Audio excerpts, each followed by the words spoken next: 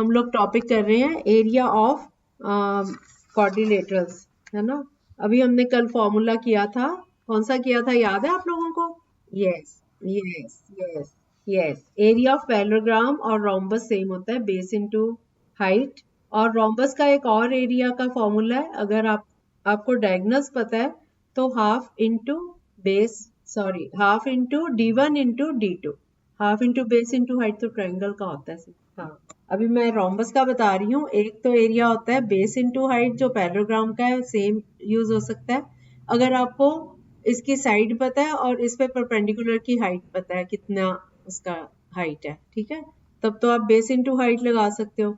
अगर आपको साइड्स नहीं पता उसकी रोम्बस की, सिर्फ डायगोनल्स दोनों पता है, d1 और d2। d1 एक डायगोनल, जैसे ABCD फिगर है तो AC एक डायगोनल हो गया और BD दूसरा डायगोनल, तो हाफ मतलब 1/2 को मल्टीप्लाई करो d1 इंटू d2, मतलब 1/2 इंटू AC इंटू BD हो गया, अगर ABCD एक रोम्बस है, ठीक है। और एक मैंने आपको बताया था कल भी, इसकी प्रॉपर्टी, रोम्बस की एक प्रॉपर्टी बताई थी कि इसके जो डायगोनल्स होते हैं they are perpendicular bisectors of each other, ये एक दूसरे पे परपेंडिकुलर है। AC और BD, जैसे ABCD है एक फिगर रोम्बस के, तो AC और BD ये दोनों डायगोनल्स हैं। ये दोनों जिस पॉइंट से पास थ्रू होते हैं, आपस में कट करते हैं, वो पॉइंट O ले लिया हमने, तो AO is perpendicular to BD at the point O।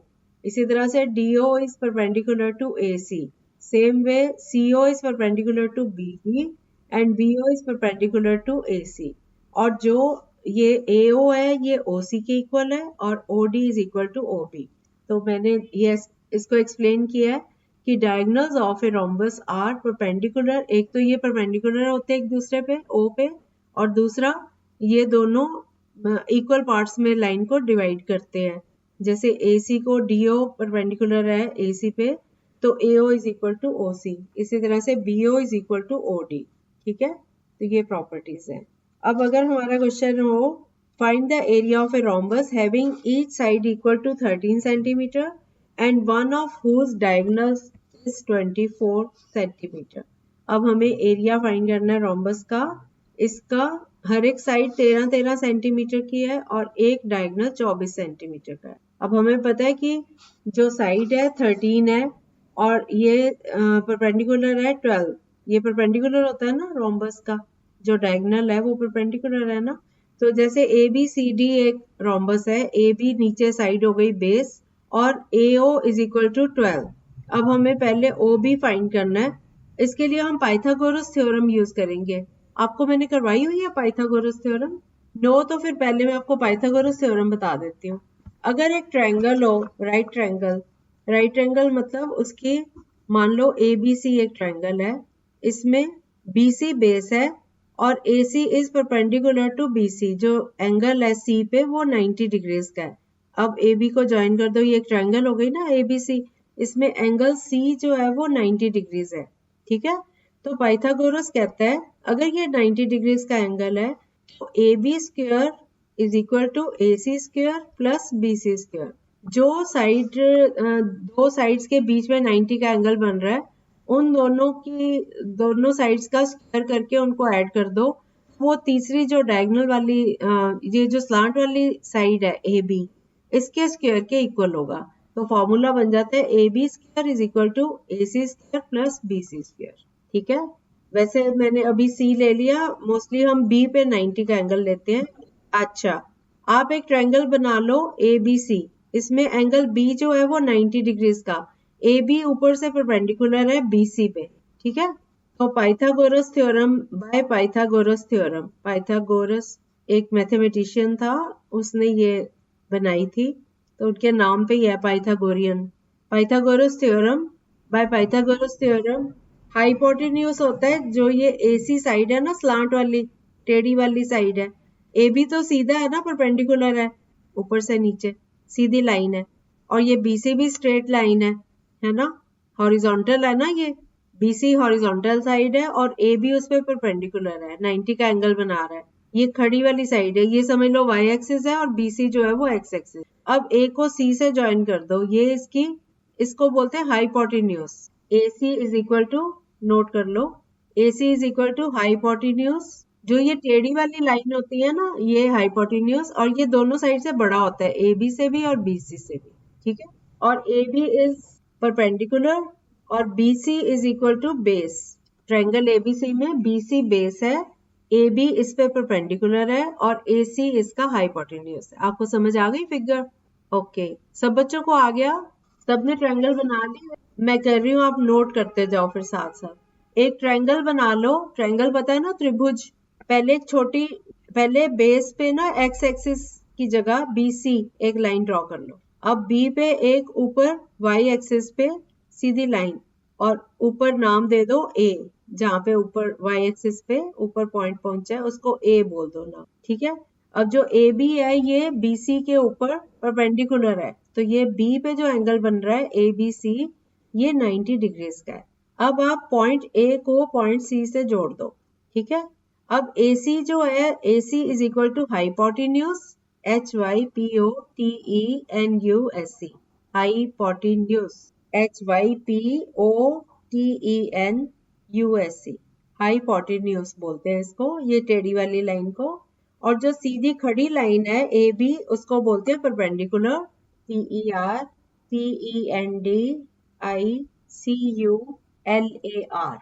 Perpendicular. और जो नीचे वाली लाइन है BC, उसको नाम दोगे आप बेस, BASE, बेस, ठीक है बेटा? ओके, तो आपके पास ये ट्रायंगल बन गया और ये हाइपोटेन्यूज पता चल गया, AC हाइपोटेन्यूज है, AB परपेंडिकुलर है और BC बेस है। अब आप पाइथागोरस थ्योरम उसका फॉर्मूला लिखो, AC square is equal to AB square plus BC square. हाँ ठीक है, AC स्क्वायर के, यस। मैं आपको इसका एग्जांपल भी लेके आपको बताती हूँ। नोट कर लिया ना सबने? अब हम एक एग्जांपल लेते हैं। हम साइड BC लेते हैं 3 सेंटीमीटर, AB लेते हैं 4 सेंटीमीटर, ठीक है।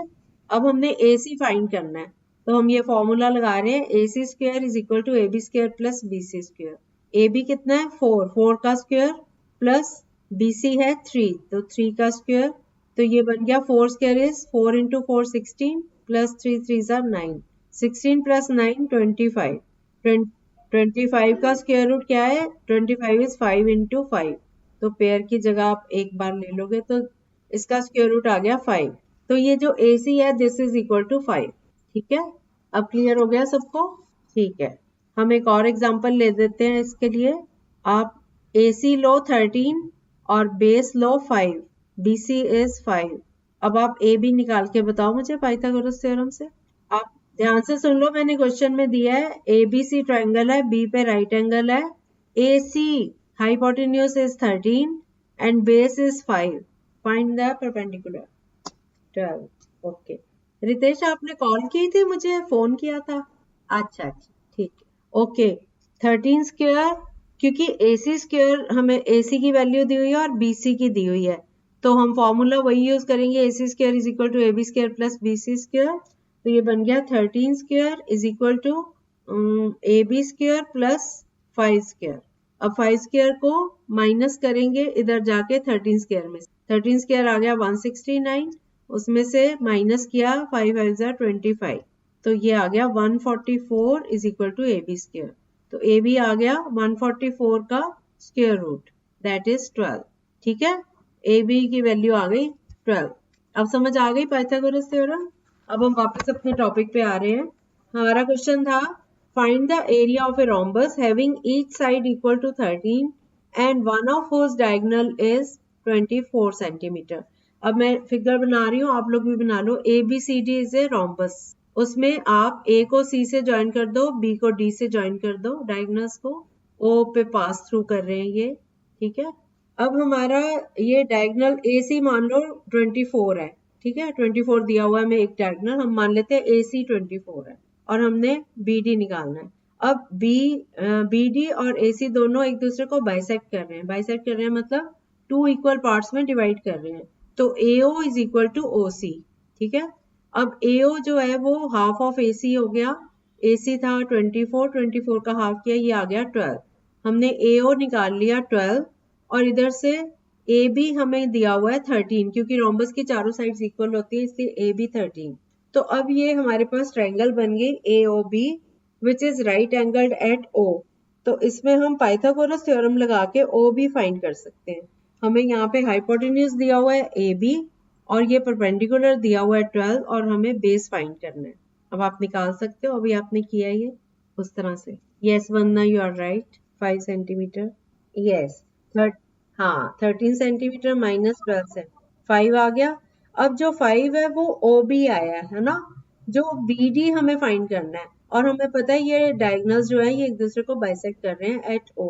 तो ओ बी का डबल कर दें, 5 ये है तो ओ डी भी 5 है ना क्योंकि ये इक्वल है दोनों पार्ट्स। तो 5 + 5 10। पाइथागोरस थ्योरम से आया 13 स्क्वायर माइनस 12 स्क्वायर। 13 स्क्वायर क्योंकि इस ट्रायंगल में hypotenuse square is equal to base square plus perpendicular square. हमें परपेंडिकुलर पता है और हमें बेस पता है ना, सॉरी हाइपोटेन्यूज पता है। तो 13 स्क्वायर में से 12 स्क्वायर माइनस करोगे तो ये 169 माइनस 144 ये 25 आ गया। तो ओ बी जो है वो उसका बेस स्क्वायर का स्क्वायर रूट लोगे तो 25 का स्क्वायर रूट लोगे तो 5 आ गया ना। आ गया समझ। अब 5 का डबल करेंगे तो बी डी की वैल्यू आ गई 10 सेंटीमीटर। आंसर आ गया हमारा। अभी हमने बी डी निकाल लिया ना। अब हमारे पास दोनों डायगोनल्स हो गए, पहला था 24, दूसरा हमने कैलकुलेट कर लिया, ये आ गया 10। तो अब हम फॉर्मूला लगा देते हैं रोम्बस का दूसरे वाला जो मैंने बताया था, 1/2 into D1 into D2, 1/2 into AC into BD। AC हमें गिवन था 24, BD हमने अभी कैलकुलेट कर लिया 10। इमरान इमरान आपका क्या आया आंसर? 1/2 into 24 into 10। बहुत इजी हो गया। तो 2 के 24 से, हाँ 2 की 24 से कटिंग करो 12 आ गया, 12 इंटू 10 इज 120। तो आ गया आंसर। आ गया ना सबका? ओके। अब हम नेक्स्ट क्वेश्चन पे आते हैं। If the area of a rhombus is 24 centimetre square and one of the diagonal is 4 centimeter, find the perimeter of the rhombus। Question को ध्यान से सुनो। हमें एरिया दिया हुआ है रोम्बस का और एक डायगोनल दिया हुआ है। हम ये सेकंड वाला फॉर्मूला यूज करके डायगोनल और उसका दूसरा वाला डायगोनल निकाल सकते हैं। ठीक है, पहले आप दूसरा डायगोनल निकालो फिर आगे बताती हूँ। 4 centimetre, one diagonal is 4 centimetre and area of rhombus is 24 centimetre square. 12 आ गया। 1/2 into AC into BD is equal to 24। AC 4 है तो 1/2 into 4 into BD is equal to 24। 4 और 2 की कटिंग होके 2BD इज इक्वल टू 24।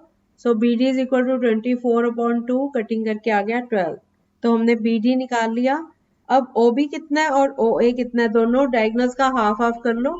अब हमने perimeter निकालना है तो हमें साइड चाहिए उसकी रोम्बस की। सारी साइड्स इक्वल होती हैं तो हम कोई भी ले सकते हैं। OA कितना हुआ, हाफ कर दो। AC का हाफ कितना हुआ, 12। सॉरी डायगोनल तो 4 दिया हुआ था, हाँ 2 होगा, मैं वो गलती से 24 लिख दी थी। 2 हो गया ना। तो OA आ गया 2 और OB कितना आया, अभी हमने 12 निकाला था, 12 का हाफ किया 6 आ गया। तो एक 6 आ गया, एक 2 आ गया। अब AB जो है वो इसका हाइपोटेन्यूज है। AB square is equal to OA square plus OB square. अब निकालो 2 स्क्वायर प्लस 6 स्क्वायर, इसको कैलकुलेट करो, 40 आ गया। तो AB 40 का ना पूरा स्क्वायर रूट नहीं निकलेगा, तो आप इसको ऐसे करोगे, इसके फैक्टर्स बनाओ। ये आ गया ना, AB square is equal to 2 square plus 6 square, 2 square 4 हो गया, 6 स्क्वायर 36, 4 और 36 40। 40 का स्क्वायर रूट पूरा नंबर नहीं आएगा, इसलिए 40 के फैक्टर्स बना लो। 2 2 जार 4, 2 जार 8, 5 जार 40। 2 का पेयर ले लिया तो ये बाहर आ गया 2। 2 इंटू स्क्वायर रूट ऑफ 10, ये आंसर आ गया। अब इसका डबल कर दो ना, 4 टाइम्स कर दो, क्योंकि हमारा क्वेश्चन था पेरीमीटर ऑफ रोम्बस फाइंड करना है। तो 4 इंटू साइड, 4 2 जार 8, 8 स्क्वायर रूट 10 सेंटीमीटर। वैसे और 10 का स्क्वायर रूट भी निकाल सकते हो, लेकिन आप इतना भी छोड़ दोगे तो चलेगा। ठीक है, आ गया सबको? हाँ नहीं, 4 तो स्क्वायर रूट के बाहर है ना, 4 के ऊपर स्क्वायर रूट नहीं है, हाँ वो बाहर रहेगा। ठीक है, आ गए अब तो क्वेश्चंस आपको ये वाले। अब एक्सरसाइज करते हैं इनकी। Find the area of a parallelogram with base 8 centimetre and altitude 4.5 centimetre. Centimetre. कितना आया? Yes, very good. हाँ, बस मल्टीप्लाई ही करना था इसमें, है ना। थोड़ी सी और प्रैक्टिस कर लेते हैं। ये मैंने करवाया था क्या कल? नहीं। अगला क्वेश्चन करो। Find the area in square metres of the parallelogram whose base is 15 decimeter, altitude is 6.4 decimeter. नहीं, स्क्वायर मीटर में देना है तो पहले आप इनको मीटर्स में कन्वर्ट करके फिर सॉल्व करो। अल्टीट्यूड या हाइट या परपेंडिकुलर सेम चीज होती है। 6.4 डेसीमीटर। 6.4 डेसीमीटर आपने स्क्वायर मीटर में निकालना है। नहीं, पॉइंट ठीक नहीं लगा रहे हो आप। नहीं बेटा, पॉइंट ठीक नहीं लगा।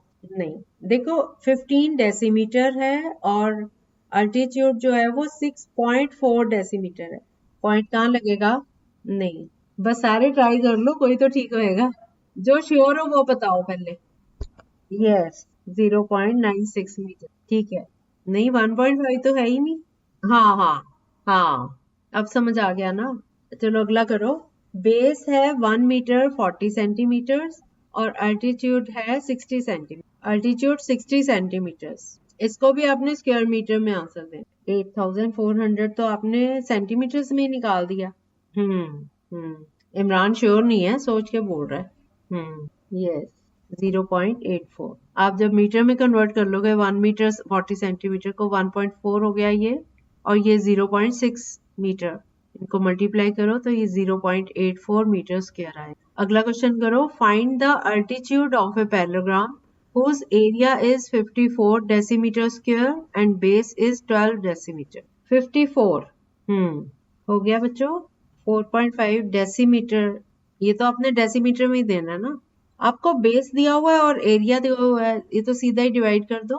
54 को 12 से डिवाइड कर दो। हाँ, 9/2 हो गया ना। 9 कटिंग करोगे, 6 से कटिंग हो रही है। 6 9 are 54, 6 2 are 12। 9 को 2 से डिवाइड करो, 4.5 आ गया।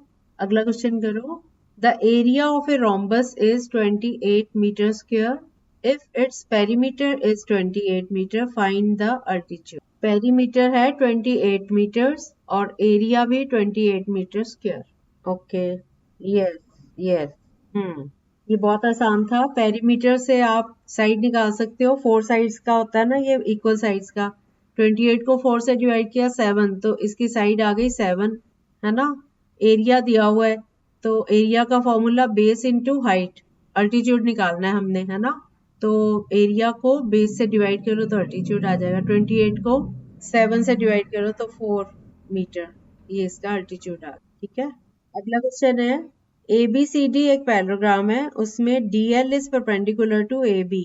अगर AB की वैल्यू 20 सेंटीमीटर और AD की वैल्यू 13, तो एरिया जो है वो 100। अच्छा, ये नहीं अभी आपको। हाँ, ये वाला करो।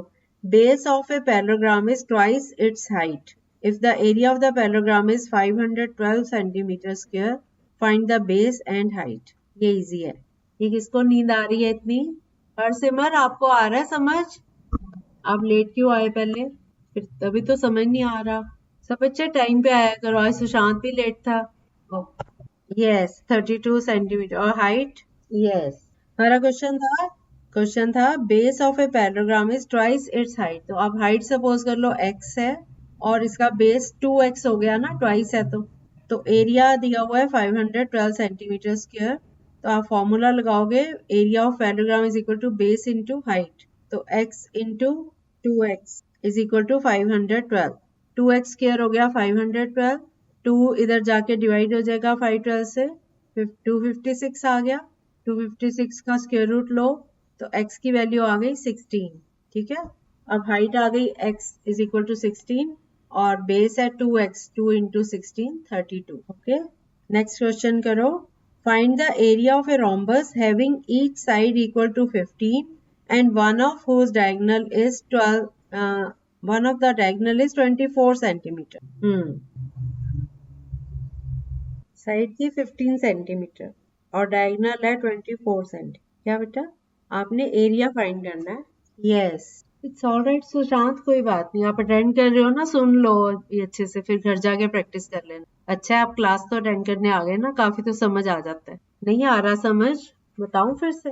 हमारा क्वेश्चन है find the area of a rhombus having each side equal to 15 centimetre and one of the diagonal is 24।